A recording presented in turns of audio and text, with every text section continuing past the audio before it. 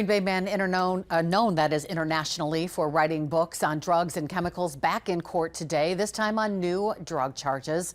As we reported yesterday, neighbors reported a disturbance at Stephen Priestler's home, and he was taken into custody again. The man known as Uncle Fester had already posted a $100,000 bond for previous charges in July after police reported finding $65,000 worth of meth as well as equipment to make illegal drugs inside his home.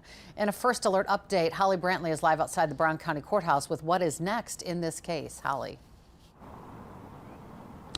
Today, Priestler told the commissioner he still does not have an attorney, but he does expect to have one soon. However, he has another obstacle he is facing. His bond is now set at $400,000. As we first alerted you Tuesday, Priestler is accused of 2 new felonies, including possession of meth and bail jumping. He had been out of jail for 2 weeks after posting a $100,000 cash bond. In court, prosecutors asked for higher bond for Priestler, raising the bond by a combined $300,000.